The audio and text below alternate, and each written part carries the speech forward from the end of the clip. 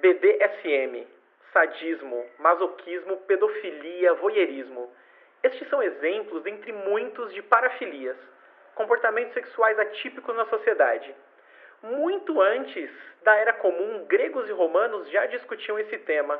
Muito antes deles, temos registros históricos de egípcios falando de parafilias.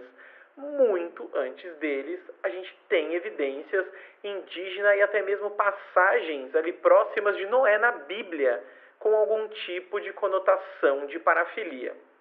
Mas cá entre nós, na Voz da Psicologia, a gente vai discutir qual é o nosso papel contemporâneo dessas discussões, abordando pelo viés histórico, social, jurídico e psicológico como que a gente lida com comportamentos sexuais atípicos e se de fato é algo para a gente tratar aqui como profissionais da saúde mental.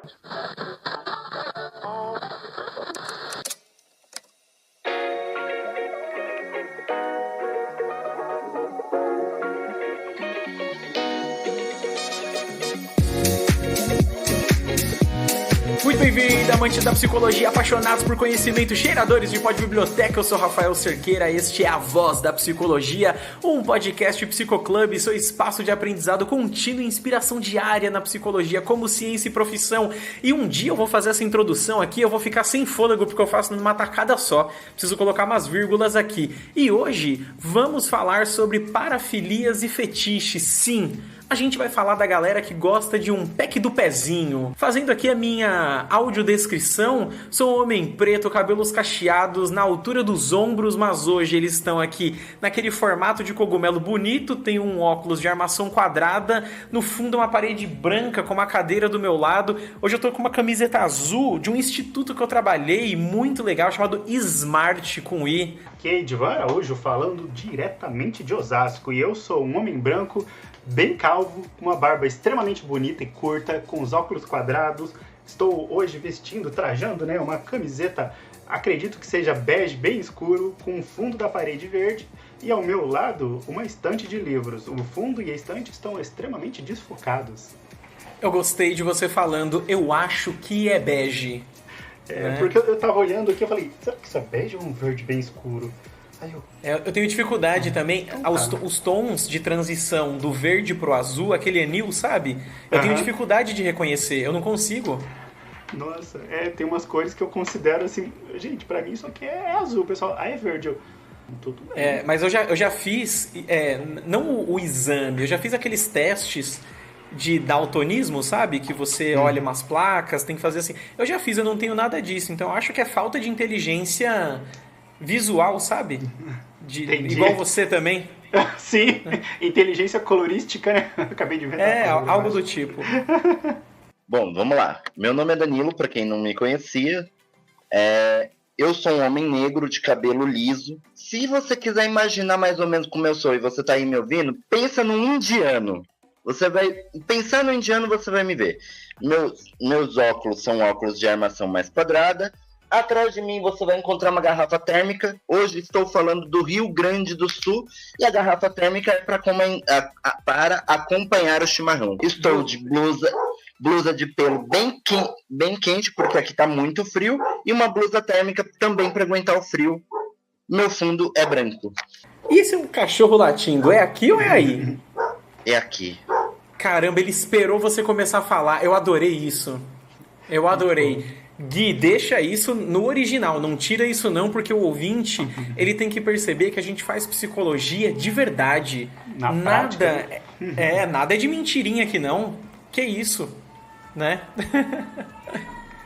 Por exemplo, agora as crianças gritando aqui no quintal, né? O audiovisual, ele é sempre cheio de surpresas.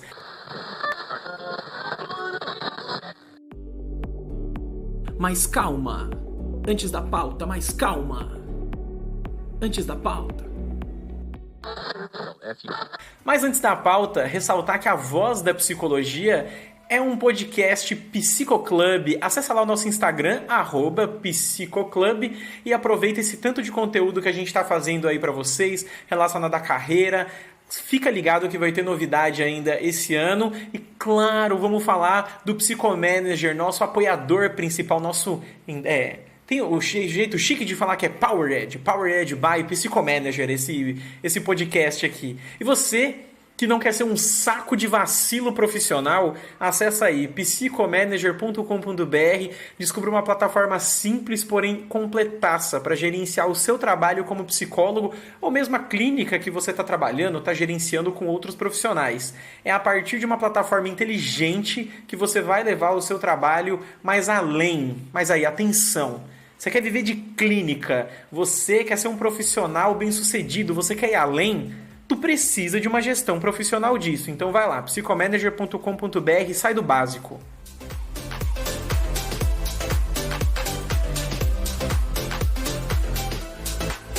Aí, pra gente ir pra pauta, tema tranquilo, nada polêmico. Eu queria, Danilo, que você que está estreando aqui, né, na Voz da Psicologia com a gente, falasse quem é você nesse mundão de meu Deus. Se apresenta profissionalmente pra gente? Nesse mundão de meu Deus, eu sou um psicólogo recém-formado. Recém-formado? Quanto tempo faz que você formou? Um pouco mais de 2 meses. Que é porque a gente já se fala há tanto tempo, eu já sei que você é um bom pesquisador e atuante aí na área do TDAH, né? Achei que você estava formado mais tempo. Nada! Mas então, sobre psicologia, minha área principal de atuação é o TDAH, como ele já falou. Eu amo falar de TDAH, cuido de TDAH. TDAH é a minha vida, amo falar de TDAH. Assim, não é só porque eu amo de falar, mas é porque eu também tenho TDAH, né? Então, hoje estou aí trabalhando e tratando pessoas com TDAH e vivo o TDAH na pele. Mas também a gente fala de outras coisas, que nem hoje a gente aqui é para falar de parafilia, é para falar de pack de pezinho, e vamos lá. Maravilha. Danilo que vem aí de vidas passadas de podcast comigo e com o Edivan também, né? Eu vou resgatando os meus amigos. Por isso que você, pessoa que está nos ouvindo, profissional da psicologia, nossa, reforce muito o network que você faz. Fale mais sobre isso. Fale mais sobre isso. Fale mais sobre isso. Associação Livre. Esse aqui é um quadro que a gente fala de qualquer coisa que não é da pauta e é bom a gente falar sobre a importância de network, porque nós não somos ilhas neste mundo. Então, profissional, você vai perceber que você vai precisar de colegas seus, não só as pessoas que se formam com você, para falar de outros temas, para você indicar pacientes, você aprender sobre alguma coisa. Eu, que sou uma pessoa que não entendo tanto assim de TDAH, eu poderia um dia chamar o Danilo para ele me dar uma consultoria, me dar um treinamento, supervisionar um caso clínico meu, né? Entre outros. Vale muito a pena o seu network, viu?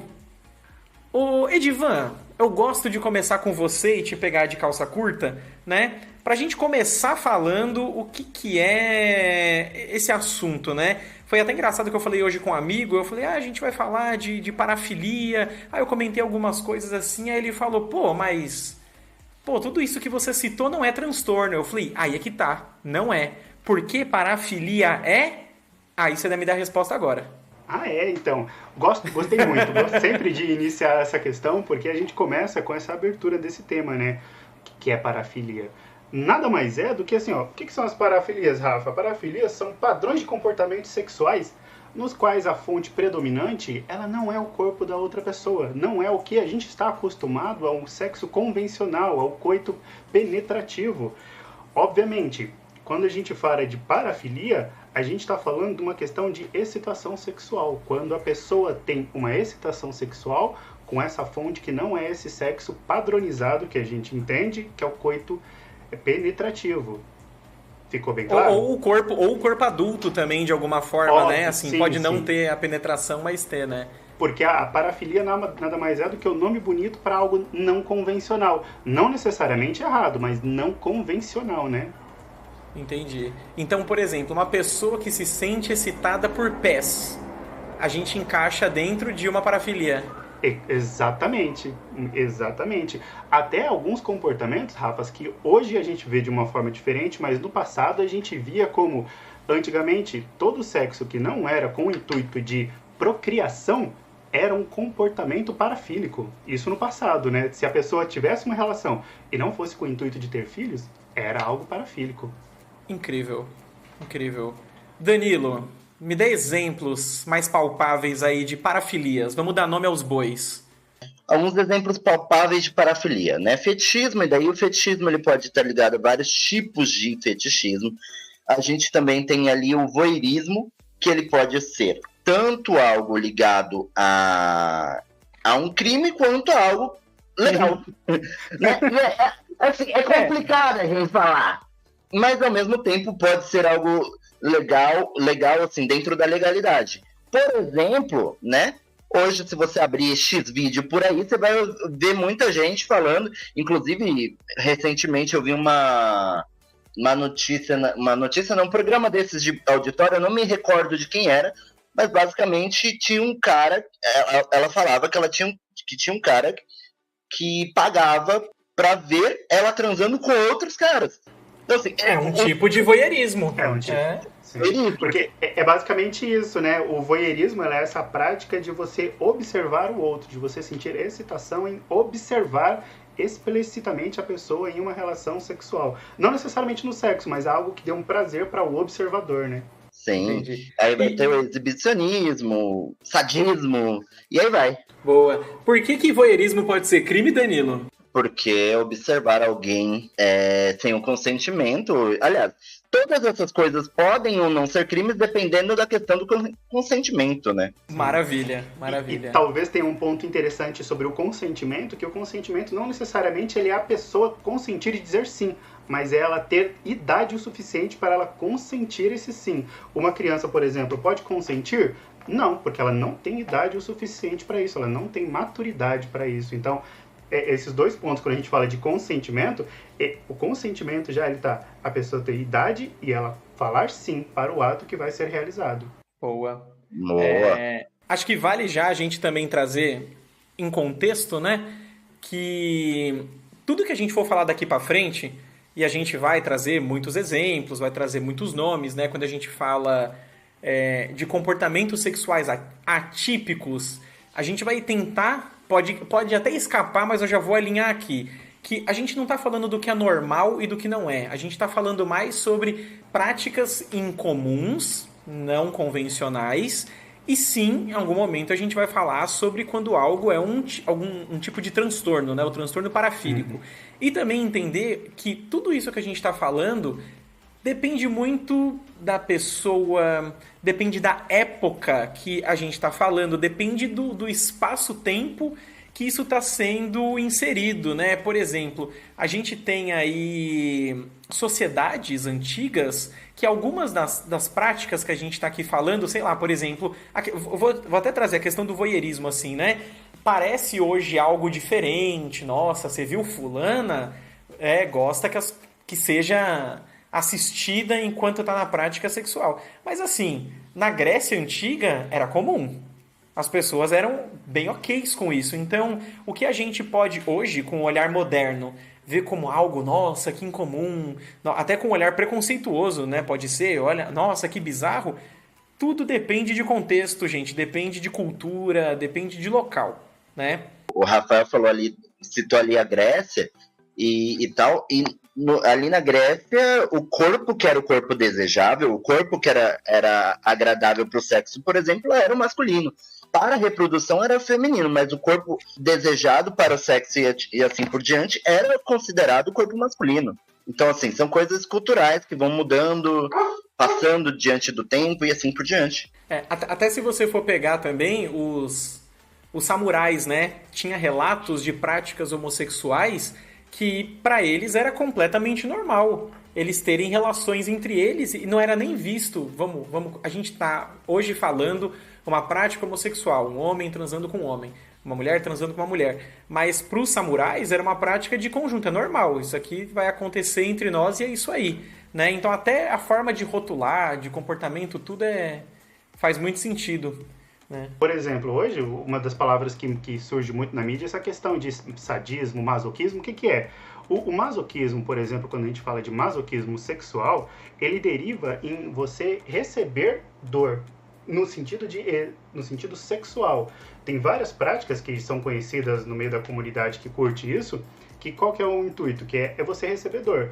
Pode ser através de um chicote, através de um pisão, através de alguma coisa que, obviamente, o que a gente está falando aqui é tudo em questões consentidas. Já no sentido do sadismo, é uma questão de você infligir dor em alguém. Novamente, algo consentido pelas pessoas, né? Normalmente, eles têm todo um conjunto de regras para que eles façam isso daí. Agora, o exibicionismo, ele é uma prática muito interessante, porque qual que é a questão dele? É você expor os seus próprios genitais para outras pessoas. É o famoso, vou mandar um nude para tal pessoa. Óbvio que essa prática, né? Não é? Essa é uma das formas de exibicionismo. E qual que é a questão dela? Desde que as pessoas que estão envolvidas nisso, elas estejam consentidas e combinadas de, pode mandar, ok, vou mandar para você, perfeito. Desde que as pessoas envolvidas estejam de acordo, isso é uma prática muito normal e muito comum. O problema dessa situação, por exemplo, é o que a gente vê em alguns relatos nas redes sociais, de homens, normalmente, que mandam fotos de nudes para pessoas que não solicitaram. Muitas vezes, pessoas que nunca pediram isso, nem conhecem. Esse é o problema, é um dos problemas que acontece nessa situação. Acontece muito, né, quando a gente conversa com amigas mulheres, assim, delas mencionarem, né? Tipo, nossa, do nada o cara foi lá e pá! Me mandou logo a foto do meninão. Não conheço. Não faça isso, não faça isso, gente. Eu fico pensando, é de um narcisismo absurdo, né? O cara olhar e pensar, uau, eu tenho um baita de um membro, vou mandar pra ela. Vou mandar assim de aqui, graça, porque eu tenho certeza, ela vai adorar ver um membrão. Não, ela vai um ver. membrinho. Ela vai adorar ver. Mas assim, ó, eu vou puxar aqui que assim, é uma prática muito machista, masculina. O homem, ele é um bicho ruim, né? Que a gente tem que puxar a orelha.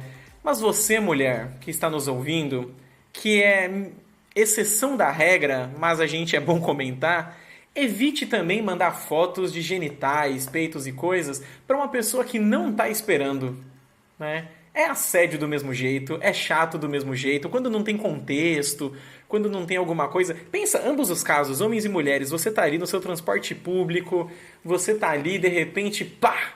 Mandou logo uma foto, né, de alguma coisa assim. É chato, gente, é muito chato.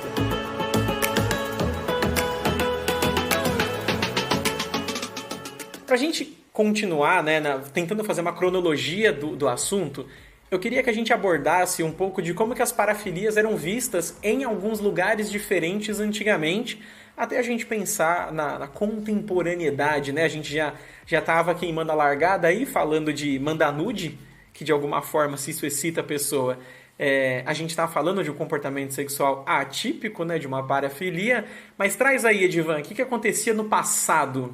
A Grécia é um ótimo exemplo para a gente falar sobre isso, né? Porque aconteciam várias práticas lá, acredito que até, se eu não me engano, muito dos nomes que a gente tem para esses exemplos vieram muito de lá das práticas que eles realizavam, né? As práticas mais conhecidas. Por exemplo, uma das práticas que eles realizavam lá é a pederastia. Esse é um nome que eu ouvi algumas vezes e eu falei, gente, que nome estranho, de onde que vem isso daí? E aí eu comecei a pesquisar e eu percebi, né? Que, por exemplo, na Grécia Antiga, o que eles faziam? A definição é uma relação erótica entre um homem adulto e um adolescente. Era uma prática muito comum, aceita muito socialmente lá. E o que acontecia? Era vista como uma parte importante da educação sexual e do desenvolvimento dos jovens. Embora os detalhes e a forma como que ela fosse realizada variasse muito entre as cidades e estados na Grécia. Variava muito, mas existia. Por exemplo, na Roma Antiga, lá também a gente tem vários relatos de, por exemplo, se a gente for pensar em alguns deuses lá, Baco, Dionísio, tinha alguns deuses que eram muito influentes na questão da sexualidade. Se a gente for falar, por exemplo, que o que acontecia na sociedade romana era bastante permissiva em relação a esses termos de práticas sexuais. Era extremamente permissiva. Algumas práticas que poderiam ser vistas hoje como parafilias, hoje como o voyeurismo e o exibicionismo. Lá eram práticas extremamente comuns e documentadas tanto na literatura quanto na arte.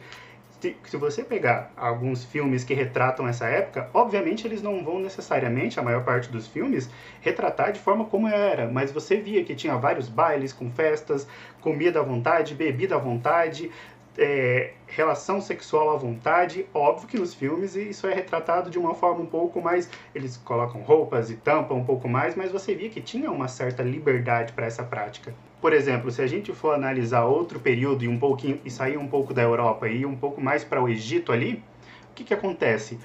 Existem alguns relatos, principalmente no Papyrus Ebers, acho que o nome é Ebers, se eu não me engano, e que tem uma datação de mais ou menos de 1550 a.C. Esse texto médico ele contém referências a práticas sexuais e comportamentos que poderiam ser considerados parafílicos, embora a interpretação exata dependa muito do contexto cultural. É sempre o que a gente falou, né? A questão de o que é uma parafilia, que é o comportamento aceito ou não aceito. Isso depende muito da prática sexual da época e da cultura em si, né? Bom, na Igreja Católica tem textos jurídicos, eclesiásticos, que eles vão falando ali sobre as questões da influência da moralidade, né? É a questão de comando, né? A igreja sempre foi uma questão de muito comando. E daí, entre as coisas, a questão do acesso à comunidade, ao sentimento sexual, né? E aí a igreja, ela se metia ali, começava a trazer penitências em relação às confidências, tinha listas de comportamentos que eram considerados pecaminosos ou não, incluindo muitos deles que hoje são considerados com toda certeza parafilias, né? Também a gente vai encontrar lá registros relacionados à bruxaria, na Europa medieval, com muitos comportamentos sexuais que não são convencionais e eram atribuídos à bruxaria. Inquisitores frequentemente registravam confissões práticas sexuais desviantes obtidas sob tortura, né? Então, assim, é muita complicação, meus amigos, é muita complicação. Além disso, né, a gente tem ali textos muito legais do Leonardo da Vinci, onde ele, falando ali nos seus diários, ele fala sobre as suas fantasias, comportamentos que poderiam ser considerados parafílicos. E essas referências são frequentemente vagas, mas estão abertas para interpretação. Mas sim, Leonardo da Vinci, o criador do homem vitoriano aí, um cara talvez que tivesse ali comportamentos parafílicos, movimentos e pensamentos parafílicos. Sim, a própria discussão, né, acho que a forma, né, que o Da Vinci, ele acessava muito os cadáveres, né? Então, acho que ver e estudar e as marcas e histórias que ali estavam embutidas, cabe aí muito tipo de interpretação. Se a gente seguir para uma era da modernidade para contemporânea, a gente começa a ver textos médicos, algumas coisas relacionadas à própria psicologia, né? A gente tem um interesse maior em documentar e entender esses comportamentos sexuais desviantes, que antes a gente estava ali tratando, por exemplo... No começo antigo, antes da Era Comum, eram práticas, eram coisas que aconteciam. Com a Igreja Católica, a gente tem uma expansão, né, no recorte histórico aí, das regras, do que é certo, do que é errado. Mas a gente já tem relatos, os relatos eles continuam. Agora é muito mais uma forma de categorizar, de estudar. Então acho que é a primeira vez... Quando a gente fala ali de 1886, que de fato a gente, beleza, vamos tentar entender o que está acontecendo aqui e discutir isso de maneira psicológica, que é o que a gente está fazendo aqui de uma forma, obviamente, mais simplificada e com todos os dados que tem na nossa mão. Evoluindo, a gente tem até o Freud, que ele vai basear toda a psicanálise dentro de questões da sexualidade humana, mas aí...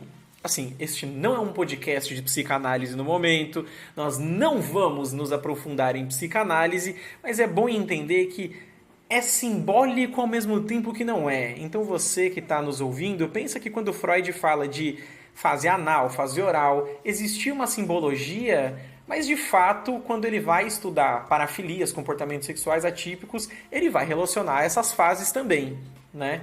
Então é toda uma... Não é que a teoria é baseada só em sexo, mas a simbologia é toda baseada numa questão sexual. E com essa explicação eu acabei de fazer inimizade com todos os psicanalistas da face da Terra, né? Danilo, na contemporaneidade, na Índia, a gente ainda fala... o assunto é aquecido sobre isso, né? É um assunto tântrico.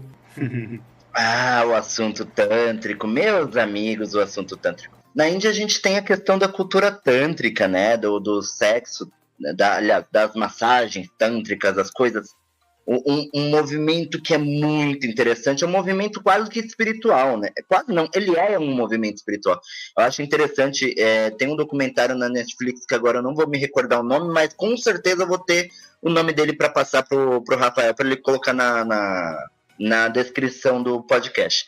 Mas esse documentário, ele mostra ali um lance de algo que não é o toque.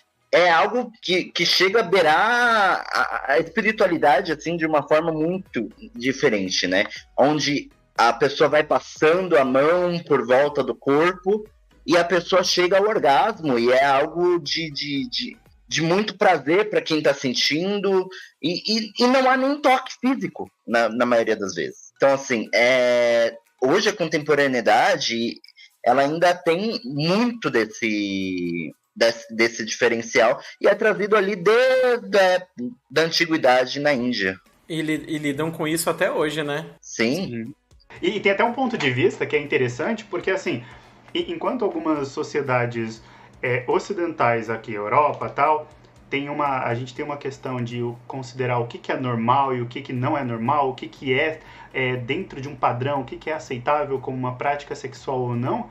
Lá eles têm, por exemplo, né, o manual de sexo tântrico, que tem lá milhares e milhares de posições que, assim, para você fazer aquilo, você precisaria ser muito mais que um ginasta, né? Você precisaria ter uma dinâmica corporal ali para conseguir realizar aquilo. E a gente aqui no Ocidente já tem uma coisa totalmente diferente, que é, essas práticas são legais, essas são aceitáveis socialmente. Essas daqui, nem tanto, não são vistas com bons olhos. Lá, o que importa aqui é que tenha o prazer, que tenha, entre aspas, a satisfação. Obviamente, com a questão do consentimento também, né? Mas tem uma prática muito mais vasta e bem mais ampliada do que nós.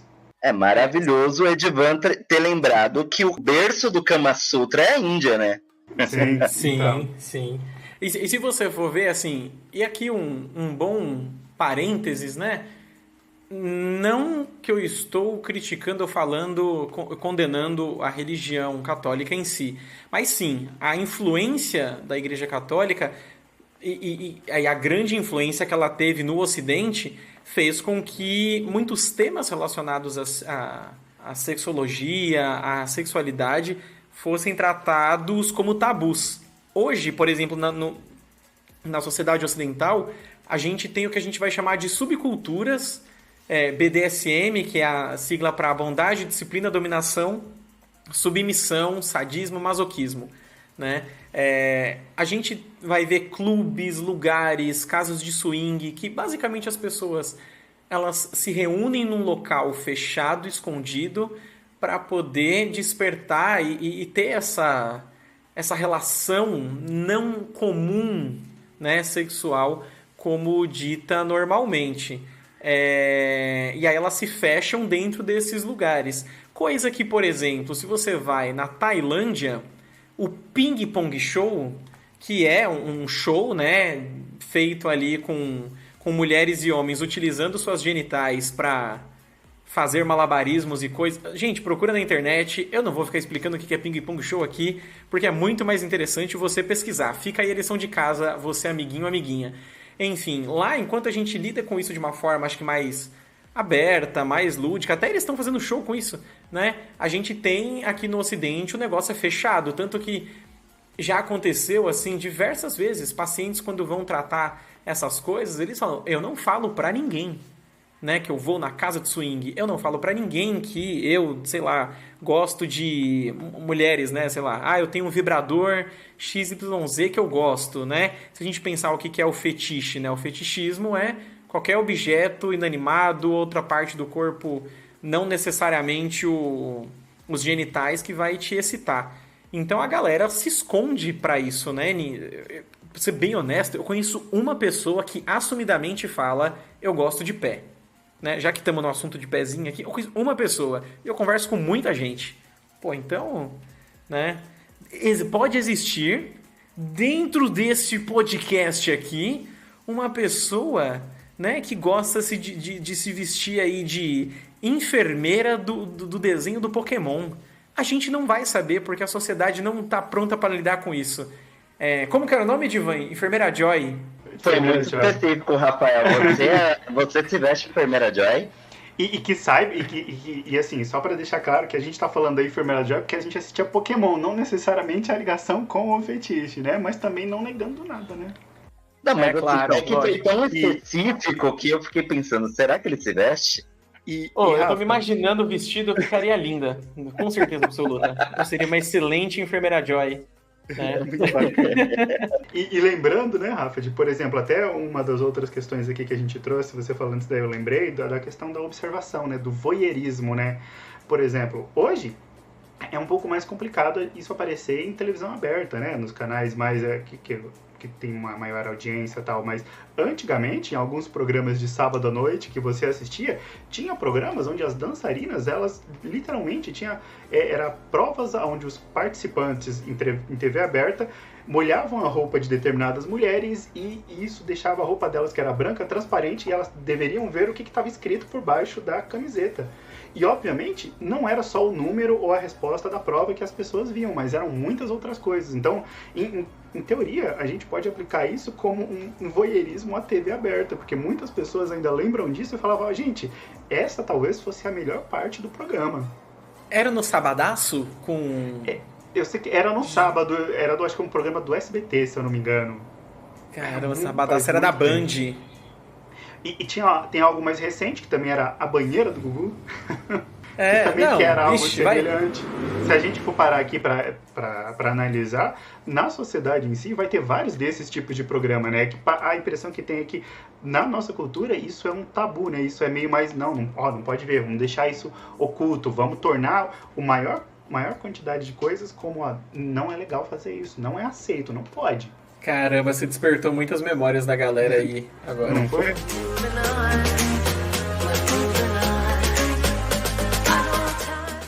Vamos para a parte que o psicólogo fica feliz, né? Infelizmente, assim, a gente tem que ser honesto que psicólogo gosta de discutir um caso bizarro, todo mundo que é da área da saúde gosta. Então quando a gente fala assim, nossa, isso aqui é um transtorno, nossa, que legal, vamos estudar. Beleza, a gente trouxe, entre vários aspectos, que parafilias são coisas comuns até na nossa sociedade, né? De tanto exemplo que a gente deu, não é nem... é até estranho eu falar que é algo incomum. Mas, algo comum que a gente tem que comentar agora é que também existem os transtornos parafílicos. Para isso, Edivan, o que o DSM-5 fala sobre? Muito bacana. Então, a gente aqui descreveu alguns comportamentos, por exemplo, que descrevem pra gente o que é um comportamento parafílico, que até aí, tudo bem, a pessoa gostar de observar uma outra pessoa e sentir um desejo sexual, uma atração sexual por isso, tudo bem. Ok gostar do pack do pezinho. É ok gostar do pack do pezinho. Se isso... Aí a gente vai chegar especificamente nesse ponto. Você gostar disso e estar de acordo com alguns conceitos, tudo bem, não tem problema. Você gostar de nude e a pessoa que você vai mandar ou te manda estão de acordo, tudo bem, não há problema nenhum. A questão do masoquismo, do sadismo, tudo bem você ter essa prática, praticar, desde que todos os envolvidos eles estejam dentro ali do consentimento. E o que o DSM vai fazer? Basicamente, no critério, ele vai definir isso em 2 critérios, critério A e B. Ele vai definir 2 critérios quando a gente tem o transtorno parafílico, quando isso se torna um transtorno, né? Exato, e para especificamente ser um transtorno, ele tem que ter determinadas características e principalmente ele tem que ter os 2, tanto o critério A quanto o critério B. E o que o critério A ele vai fazer? Dá pra gente definir mais ou menos o critério A em 2 pontos. Primeiro, é a definição de quanto tempo esse comportamento tem que estar acontecendo. E a divisão do ponto A ainda, a segunda parte ela vai descrever o que pode acontecer. Por exemplo, transtorno de voyeurismo é a questão de observar outros indivíduos em situações sexuais e ter prazer com isso. E 6 meses, a questão do transtorno é 6 meses.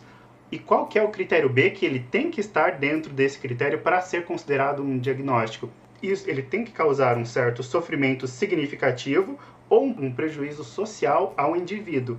E, obviamente, se essa prática que for realizada no critério A, definição, for algo realizado sem consentimento de outras pessoas. No mesmo exemplo aqui, por exemplo, Rafa, do voyeurismo. A pessoa, ela gosta de observar pessoas e isso causa um prazer sexual para ele. Até aí tudo bem. Tem mais de 6 meses? Temos um ponto. Agora vamos pro ponto B. Ela faz isso com alguém que dá o consentimento para ela. Tudo bem, sabe? Não causa prejuízo social, não causa nenhuma questão no funcionamento social da pessoa. Isso não é ilegal. Agora a situação que se transforma em um transtorno. Ela tem esse comportamento de voyeurismo há mais de 6 meses e faz isso com pessoas que não dão consentimento ou isso, de alguma forma, causa um sofrimento significativo ou um prejuízo funcional, um prejuízo social, para o indivíduo. Aí, se atender esses 2 casos, critério A e B, nós podemos considerar como um transtorno. Posso trazer um exemplo? Claro. Acho que ilumina muito bem. Vamos supor que a pessoa gosta de pé. Ela tem fetiche por pé, né? E aí, ela acessa lá o OnlyFans, Privacy, esses serviços online aí de acessar a pornografia de alguém e fica na dela, gosta. Ou, por exemplo, né? Vamos supor, isso aí ok. Vamos supor que a pessoa gosta de pé e aí ela conversa com o parceiro, com a parceira sexual dela e fala assim, olha, deixa eu tocar seu pé, põe seu pé em mim, sei lá. Pés estão envolvidos nessa relação. Aí a pessoa acha estranho. A gente aqui ainda não tem um prejuízo para essa pessoa. Porque da mesma forma que você pode, sei lá, falar pra... pegar uma coisa muito comum, tipo assim, uma posição sexual que ela é extremamente comum, só que seu parceiro ou sua parceira não gosta. Ela pode não gostar. Não quer dizer que isso é um prejuízo para sua vida. Outras pessoas não aceitarem como você aceita. O que é prejuízo? É, por exemplo, a pessoa ela gosta de pé num nível que ela tenta furtar sapatos de outras pessoas a ponto de... para cheirar o sapato da pessoa, para ela cometer um furto. Agora, a gente tem um prejuízo na vida dela. Um outro exemplo é que, vamos supor, e aqui já vou avisar, se você é uma pessoa muito sensível, pula uns 2 minutos do podcast para frente, né? Mas vamos supor que a pessoa quer que você coloque... eu quero que você coloque o seu pé inteiro dentro da minha boca, para não dizer outra coisa, né? E aí, gente, um pé inteiro dentro da boca faz mal para a saúde. Ela traz outros tipos de consequências graves assim para a vida. Então agora, esse fetiche, por mais que ele tenha consentimento de ambas as partes, ele está trazendo um prejuízo sério para a pessoa. Então a gente agora a gente pode estar falando sobre algum tipo de transtorno. Por exemplo, transtorno de fetichismo, né? Então, existem essas ressalvas, né? Que não necessariamente, não quer dizer que a outra pessoa não gosta, seu parceiro não quer, que vai te trazer um prejuízo. Arrume alguém que queira. Você gosta de pé, arrume alguém que gosta de mostrar o pé. Exato. É que nem, né, Rafa, um exemplo bem parecido com isso daí, uma questão que vai explicitar muito bem a situação, é a questão do sadismo, né? A pessoa gosta de causar dor no outro. No sentido, vai causar um sofrimento. A pessoa vai estar ali batendo na outra, vai estar causando um sofrimento. Isso é algo que se transforma que se encaixa dentro de um transtorno. A gente precisa ver se aquilo ali está dentro do limite consentido pelo casal, pelo casal ou pelos envolvidos na situação. Se está dentro do que foi combinado, por mais que cause um sofrimento, é um sofrimento ali consentido, né? Vai usar um salto alto e vai pisar na pessoa. Está causando um sofrimento, mas é um sofrimento consentido, é um sofrimento aceitável, que está ali dentro dos limites da normalidade combinado pelos envolvidos? Tudo bem. É uma chicotada. A pessoa gosta de uma chicotada, de um arranhão, é algo que está dentro do que foi combinado? É algo do que foi acertado ali, dentro do limite ali acessível para os indivíduos? Ok, então ali, por mais que cause um sofrimento, é um sofrimento ali que a pessoa gosta, é um sofrimento que está dentro do limite aceitável dentro dessa situação específica, né? Muito bom. Eu tenho uma coisa que eu fiquei pensando, quando eu vi isso um tempo atrás, que viralizou, não sei se vocês chegaram a ver, mas assim, na época viralizou no Twitter, era uma galera, era uma dominadora e um dominado, na Praça Roosevelt, E daí, tipo assim, um ambiente caótico. Tem um moleque jogando bola, um cachorro caramelo, isso tudo dentro da mesma cena. Imagine a cena de um cara de 4 com uma roupa de couro, apanhando e tal. Tudo isso em um ambiente público, né? E aí, sobre essas questões dos limites. E aí, como é que fica esse limite, gente? Na opinião de vocês? Eu vi esse vídeo um tempo atrás, eu achei caótico. Eu não vi esse vídeo, mas vamos explorar primeiro pelo ângulo legal, né? Legal, tipo, jurídico. Exibição de genitais ou ato extremamente libidinoso, assim, é crime. Então, essas pessoas quando estavam lá, genitais apareciam de alguma forma? Pelo vídeo, não. Eram roupas de couro, eram toda aquela montagem de couro, o cara tava ele tava servindo de cavalo montado. É uma cena assim que você fala, meu Deus. Sim. Viu? Mas aí até aí tudo bem pra eles, né? Sim. Então, algo parecido aconteceu no metrô de São Paulo também, né? Uma pessoa lá, uma dominatrix, e ela tava segurando uma coleira, e na coleira tinha acredito que seja um homem, com uma máscara de cachorro, ou era de cavalo, não sei, alguma coisa assim do tipo, e eles andando no metrô. Aí eu falei, então, aparentemente, pelo que a gente via no vídeo, não tinha nenhum crime sendo feito, não tinha nenhuma genitália, e eles não estavam fazendo absolutamente nada, a não ser andar normalmente com essas vestimentas. É consentido, né? É consentido, né? Então é ok. Sabe, um exemplo que eu gosto de dar, é uma métrica, na verdade, que eu acho ela muito legal, que é assim, quando este comportamento que a gente quer avaliar se é transtorno ou não, né? Se ele afeta o seu trabalho e o seu sustento de saúde, de vida de alguma forma, aí a gente está falando de um transtorno. Então, por exemplo, uma pessoa que ela é dominatrix, assim, né? Ela gosta de dominar as pessoas, a pessoa gosta de ser dominada. E aí essa dominatrix fala assim, vamos supor que o Edivan é o dominado. A dominatrix chega pro Edivan e fala assim, Edivan, eu quero que você lamba meu ombro durante 5 horas. E o Edivan fala assim, poxa, mas eu sou psicólogo, eu preciso ir atender agora. Ela, não, você vai fazer isso. E o Edivan se sente obrigado a fazer isso, agora a gente tem uma questão de prejuízo social. Exatamente. Se isso se estender ao longo do tempo, a gente vai começar a falar de uma parafilia não reconhecida como transtorno, porém é vista no DSM, é considerada no DSM, né? Exatamente. Agora, se isso não traz prejuízo, que é igual, aí a questão do sadismo, né? Sei lá, a pessoa gosta de ser enforcada. Gente, se a pessoa combina um recado com a outra ali usa X de força, né? Sei lá, não tem problema.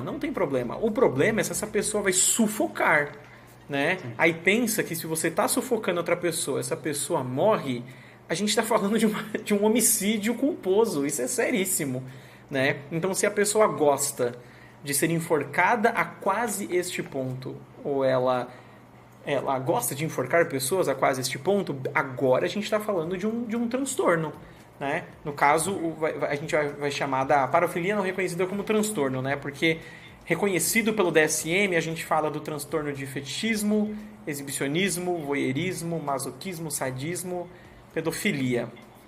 Aí os outros vão ser outros, mas não que não deixa de ser um transtorno e requer cuidado, atenção e tratamento. Sim. Quando chega nesse ponto.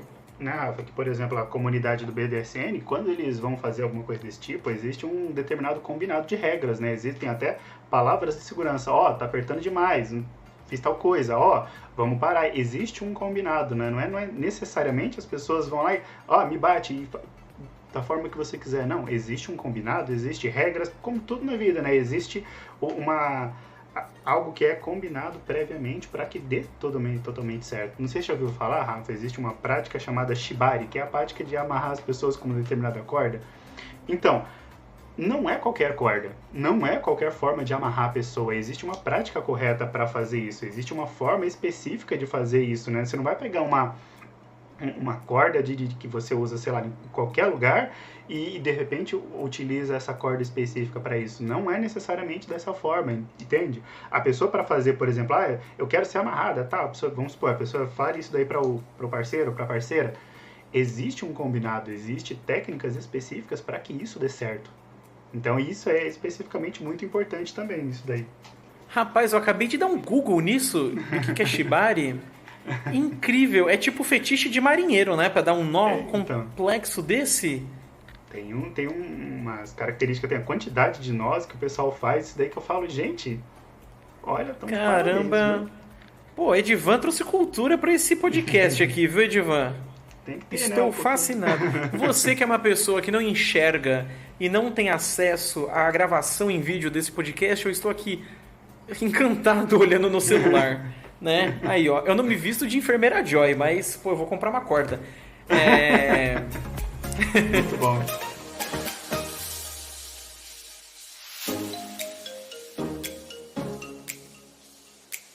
Vamos falar de como que a gente pode pensar tratamento. Você, psicólogo, psicóloga que está nos ouvindo, a gente vai citar algumas formas, como que algumas abordagens, como que até sem abordagem, né? Como que a gente pode começar um tratamento ou um cuidado de pessoas que trazem esse desconforto, né, relacionado a uma parafilia. Não quer dizer que a gente vai tratar todas as parafilias, como a gente já foi falando até aqui. E aí, é óbvio que a gente vai falar de uma maneira mais superficial, até porque o trabalho clínico, ele é profundo, ele é complexo, né? Mas existe um direcionamento, né? Danilo, por exemplo, a terapia cognitivo-comportamental. Como que a gente pode trabalhar aí Cheguei pra você e falei assim, eu tô viciado em engolir pés. E isso tá fazendo mal pra minha garganta, né? Se você fosse um terapeuta cognitivo-comportamental. Reestruturação cognitiva. Vamos lá, gente. A questão é que a gente, todo ou qualquer transtorno, a gente vai observar a questão do prejuízo. Engolir um pé inteiro vai gerar muitos prejuízos. Então, a gente vai tentar trabalhar com esse paciente e reestruturar formas onde ele possa viver esse prazer, porque a questão é que alguns prazeres não são de forma nenhuma, na verdade é até bom que essa pessoa viva, né? Mas a gente vai estruturar de uma forma que ela possa ter acesso a isso. Então tá, como é que daí a gente vai pensar em estratégias com esse indivíduo para tornar isso possível. Então, na TCC, por exemplo, esse cara, eu tenho um vício por pé. Eu preciso roubar sapatos, eu preciso enfiar um sapato inteiro na boca, ser pisado. Uma coisa ali meio BDSM, meio fetiche por pé. A gente vai tentar identificar ali os pensamentos distorcidos, crenças relacionadas a esse comportamento parafílico. Então, por que ele precisa disso? Aonde ele vai... Aonde esse comportamento pode ser prejudicial? Porque, por exemplo, beleza, existem lugares onde esse comportamento vai ser aceitável e outros não.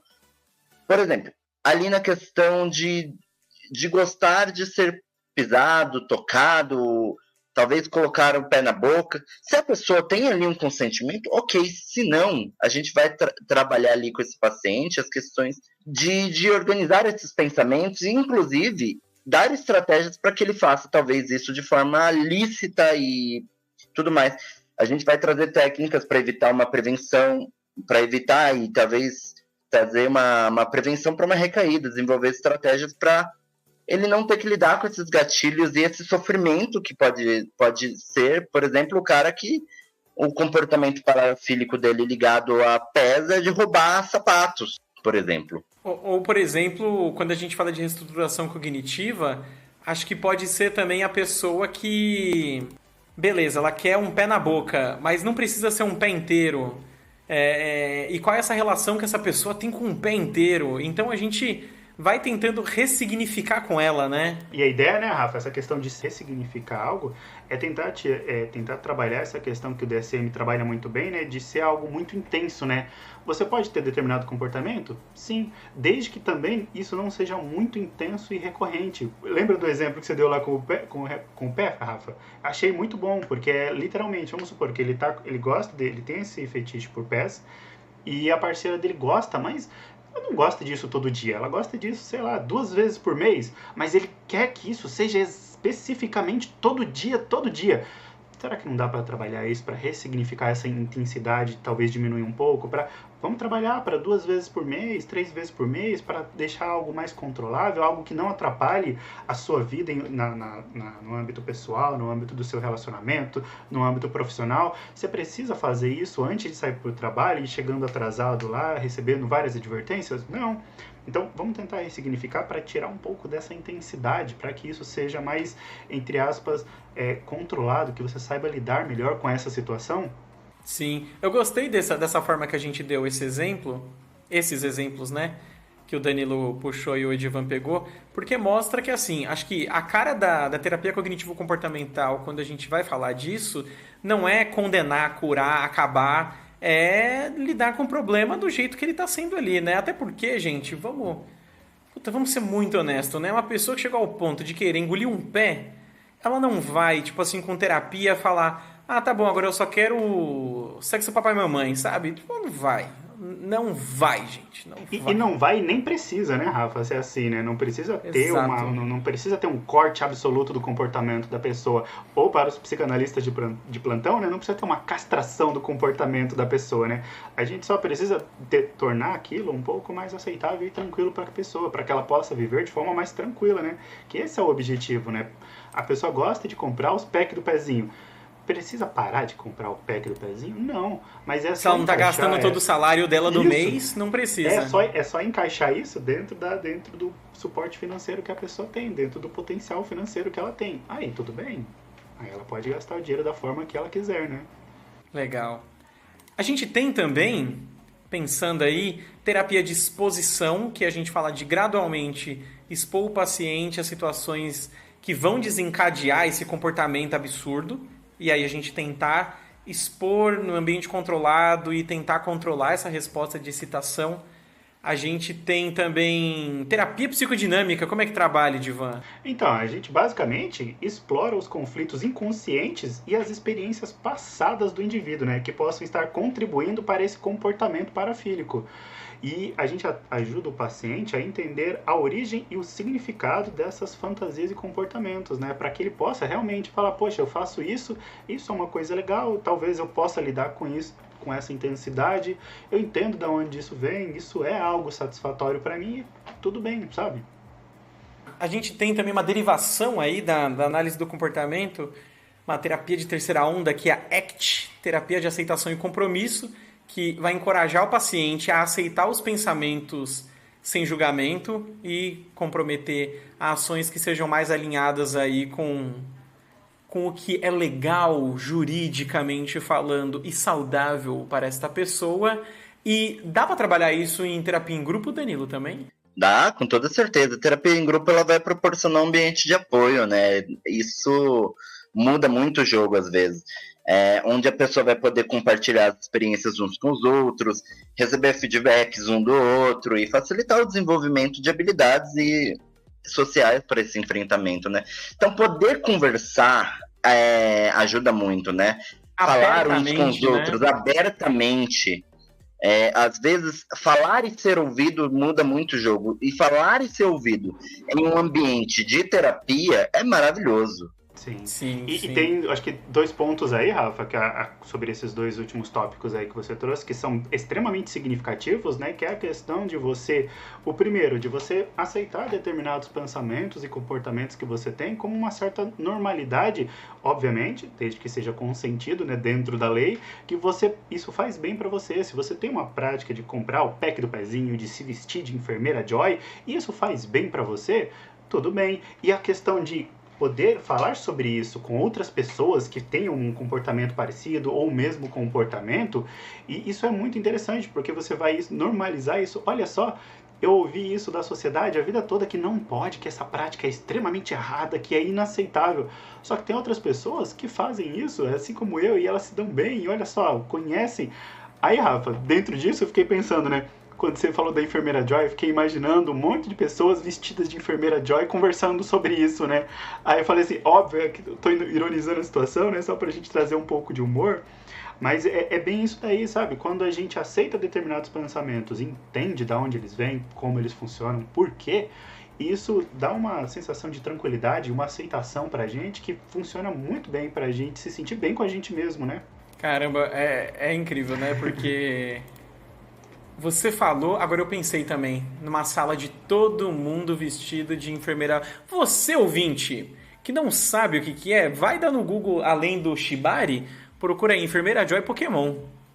Agora imagina a gente vestido de enfermeira Joy, sentados nesse grupo, né? Tem um ponto também que é assim, a gente vai falar desses tratamentos, a gente citou aqui algumas coisinhas, né? Uma coisa que a gente não citou, mas a psicanálise, ela vai tentar fazer aí esse retorno às fixações, da resolução do complexo de Édipo, se você está na fase oral, anal, genital, esse tipo de coisa. Mas a gente também tem uma parte medicamentosa, né? Uma farmacoterapia, algo que você já vai trabalhar aí mais com o psiquiatra. Que é importante a gente falar que a gente não tem exatamente remédio para tudo. Mas existem inibidores seletivos de recaptação de serotonina que eles podem ser utilizados para reduzir impulso sexual, comportamento compulsivo, impulsivo, ou a gente usar uma medicação que abaixa a testosterona. Até porque, gente, a gente está aqui falando, a gente, entre aspas, né, brincando aqui, falando de pack do pezinho, tudo, mas pensa que uma pessoa sem controle, né, num comportamento até beirando ali, tipo um transtorno obsessivo compulsivo, a introdução de remédio é muito importante nessa hora para controlar. Se você pega uma pessoa, né, que vai apresentar uma pedofilia, que é interesse por pessoas menores de idade, isso é seríssimo, gente. Isso é uma coisa pesadíssima. Então a gente também está falando de uma pessoa que precisa de um tratamento multifatorial, aí vai precisar de uma inserção medicamentosa. E aí acho que vale ressaltar sempre que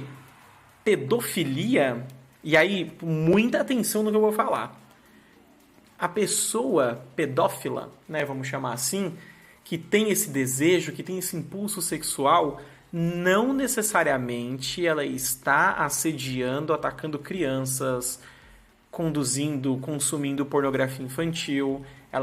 Quando a gente fala de pedofilia, sim, ela só tem o desejo. Agora, quando a gente fala de um abusador, de um estuprador vinculado a esse tipo de desejo, aí, ok. Agora a gente está falando de um crime. Até porque essa visão da pessoa, do pedófilo, né, da pessoa com interesse sexual em crianças, ela ser extremamente condenatória, afasta essas pessoas de um possível tratamento, de cuidado, de procurar ajuda, né?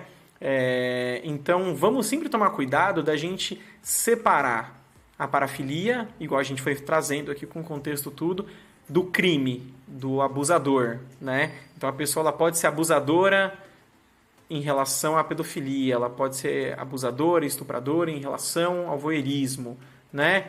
Querer furtar coisa e cheirar sapato das outras. Então, existe o desejo e existe o desejo que se torna um crime, né? A gente separa os dois para a gente poder trazer essas pessoas para dentro aqui da terapia. É muito importante, né, a gente aqui como terapeutas, como psicólogos, saber diferenciar esse espaço, sabe? E saber diferenciar esse espaço com muita maturidade. Muita maturidade, muito profissionalismo, porque assim, você colocar o outro num espaço de julgamento, muitas vezes você não permite que ela tenha um acesso a um tratamento digno em relação a essa parafilia. E isso vai fazer com que o sofrimento dela aumente e talvez seja transferido para mais pessoas, né? Quando eu digo transferido porque daí esse comportamento que poderia ser dentro de um ambiente controlado, dentro de uma questão socialmente aceita, ela iria para fora do socialmente aceito. Sim. Lembrando sempre também, gente, que a gente tem aí a forma de... Quando a gente fala de psicoeducação, né? A gente... Que é uma forma muito genérica da gente explicar para as pessoas que algumas coisas não são adequadas. E eu acho que a terapia faz isso muito bem, né? Quando a gente chega na terapia e a gente pode escutar o paciente falando... Mas, tipo assim, eu engoli um pé inteiro, eu gosto, tá errado? Poxa, amigão, eu acho que você tá fazendo mal pra sua saúde, você não fala direito mais porque a sua garganta inflamou, sei lá. É algo que a gente deveria ver. Psicoeducação é esse trabalho muito ativo aí do psicólogo, né? Junto disso, né, Rafa, a gente pode trabalhar também, a gente trabalha isso, a questão do monitoramento e do acompanhamento do paciente, né? Obviamente, né, durante as sessões, pós-sessões, a gente realiza essas sessões regulares de monitoramento para que a gente consiga entender o desenvolvimento, né, e o progresso do paciente, né, ajustando ou não o tratamento conforme necessário para prevenir essas recaídas do paciente, né. Normalmente, no começo, a gente faz aquelas sessões regulares, né, uma vez por semana. Depois de um certo tempo, para fazer um monitoramento, às vezes a gente diminui duas sessões por mês, uma sessão por mês, só para ter um acompanhamento do paciente, para que veja se ele está bem ou não. Acho que esses foram aí uns exemplos de tratamento, exemplos de como que a gente pode lidar de maneira ok com estes assuntos.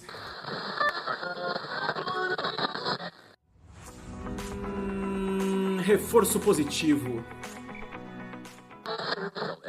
Danilo, você sabe o que é um reforço positivo? Danilo, você tem abordagem na psicologia? Minha é TCC, só que deu uma enrolada ali em cima. Você é da TCC. E você sabe, você lembra o que é um reforço positivo? Reforço positivo. Quando a gente reforça positivo, a gente traz algo positivo ao ambiente desse indivíduo. Boa. A gente traz ali algo... Enfim, um reforço positivo. A gente traz algo positivo ao ambiente. Eu adoro fazer essa pergunta, porque a gente tem gente com doutorado que vem aqui e se enrola para responder, hein?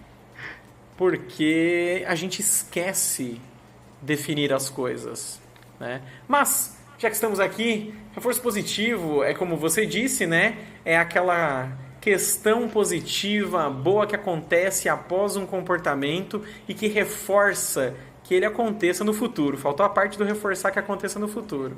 Isso. Né? A probabilidade e aí, desse pra gente reforçar que a pessoa vai voltar a ouvir aqui a voz da psicologia, Edivan, resume o podcast para ela, dá o reforço positivo. Por que ela volta a ouvir? Por que esse podcast foi tão bom?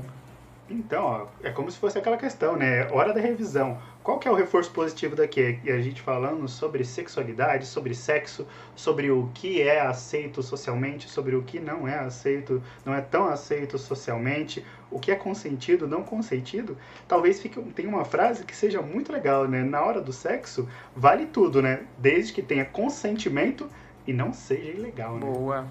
Boa. Ô, Danilo, por que esse podcast foi bom?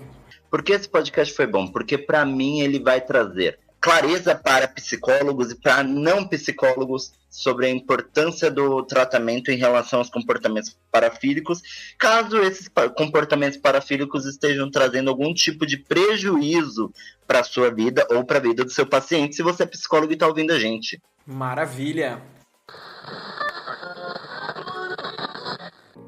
Pensamentos invasivos, pensamentos intrusivos, pensamentos intrusivos. Danilo, pensamentos invasivos funciona assim. Eu vou te fazer algumas perguntas e você tem que responder com a primeira coisa que vem na sua cabeça, beleza? Vamos lá. É tipo o famoso bate-bola jogo rápido. Danilo, me indica um livro muito bom. Mentes Inquietas. Mentes idiotas? Inquietas. Inquietas, nossa, ufa, eu pensei, caramba, que livro que é esse? Né? Já fiquei curioso já. Né? Ô Danilo, o que você aprendeu nessa vida de mais valioso? Dizer não para as pessoas. Muito bom.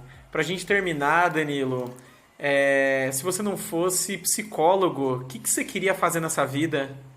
Tem duas coisas, astronauta ou barbeiro. Cortador de cabelo. Maravilhoso. Eu acho que se você cansar da psicologia, barbearia é um caminho. Agora, astronauta, eu acho que você não tem mais idade. Mas quem sou eu para me meter no desejo das outras pessoas? Eu jurava que ele ia falar assim, vendedor de pack do pezinho.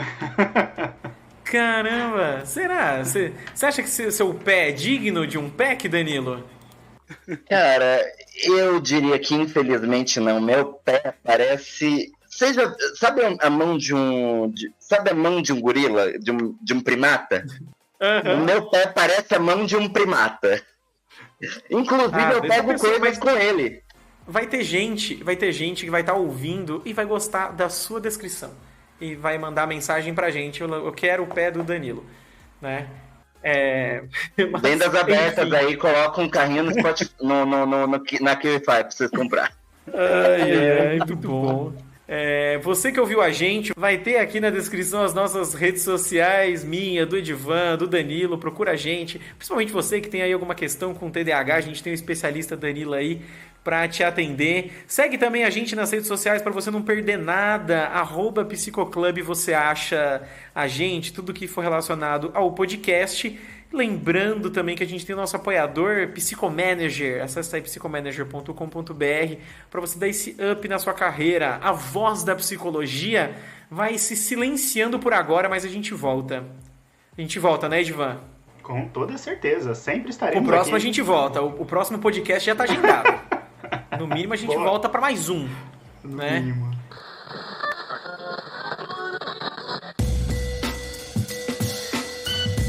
Esse podcast foi editado por Lucky Robot.